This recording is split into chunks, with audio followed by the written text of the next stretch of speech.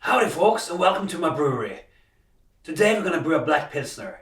I made this brew in the fall of 2012 and I brewed roughly 20 batches on it. I'm gonna describe the various parts of the brewery for you. Let's start with HLT, hot liquor tank. This is a 15-gallon kettle where all the brewing water needed for the session is being heated. It also serves as a heat exchanger for the wort during mashing. Next up is the mash tun. This is where the malts is mixed with the water and the starch in the malts is converted to fermentable sugars.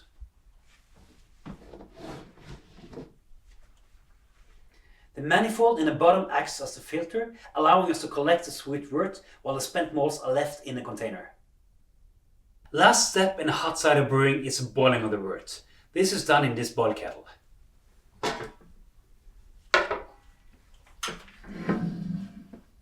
Inside the kettle is a hop filter and a heating element, the same as used in the HLT. To move the liquor within the brewery, we use two small but powerful pumps like this. Finally, the brain of the whole brewery. With this box we control all relevant temperatures as well as a pump action. So let's fire up the monster. The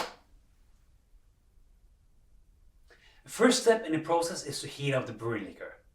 You can see the temperature readings here. We'll now turn on the heating element. We use one pump to circulate the water to allow a precise temperature reading. Let's start the pump. While the water is heating, we mill the malt grains.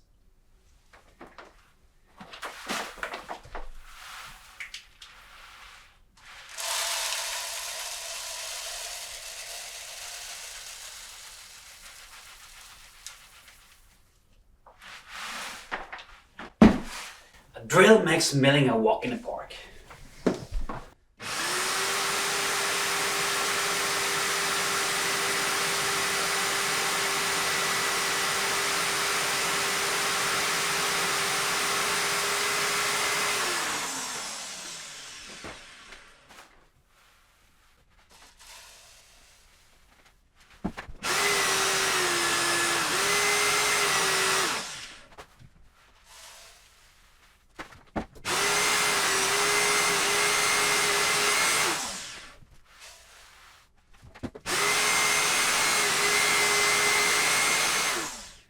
Milling is done, let's take a look.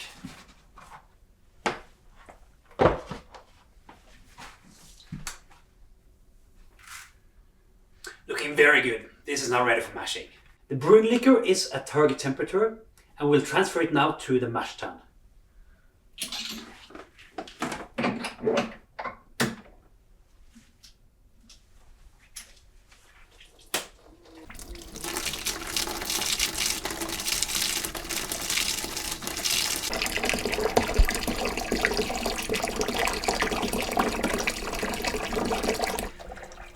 It's time to start the mashing process by mixing in the malts. Here we go.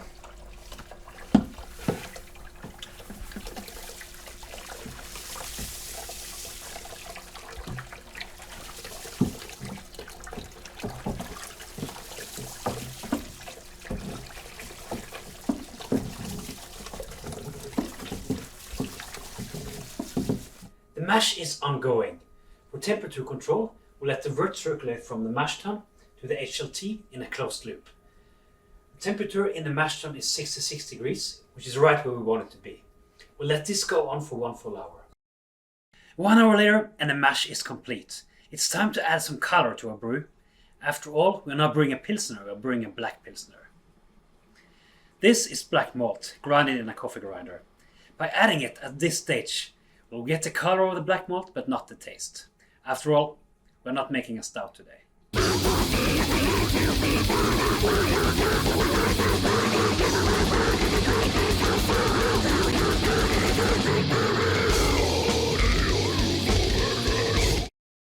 Now we'll collect the sweet wort. Once this container, called an underback, is full, we'll pump this wort into the boil kettle there.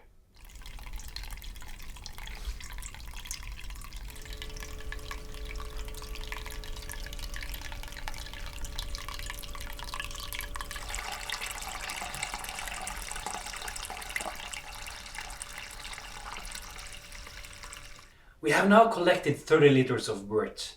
We'll start now to boil it. Now is a good time to check the sugar content in the wort.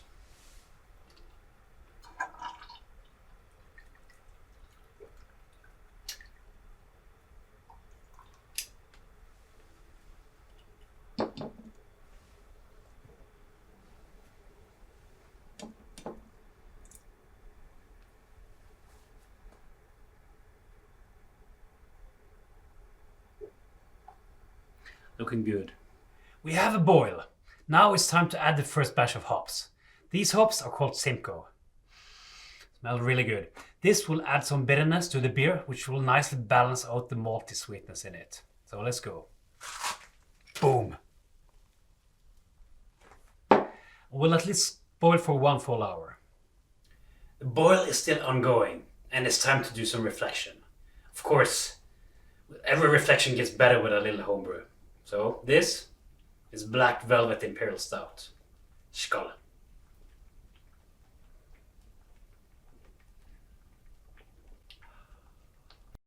The boiling is now complete, so we'll add the last batch of hops to it. This is Cascade, and this is Styrian Golding. This will bring some aroma and flavor to the beer. Boom. Boom. Alright, and now we'll turn off the heat. Now it's time to crash cool the wort. So for this we use this device called a counterflow chiller. It works like this. Cold water enters here. Hot water exits here. In here you have the wort, and when it comes out here, it's cold. Just like magic. Here we go.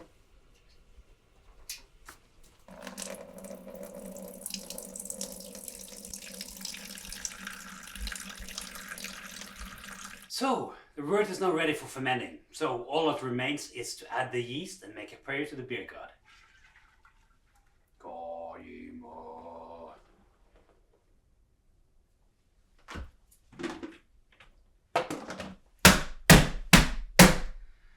This concludes our brewing day. Within 1 day, this beer will be fermenting, and within 3 or 4 weeks, we will have a tasty black pilsner in bottle, ready for savoring. I hope you enjoyed this video. Take care. Bye.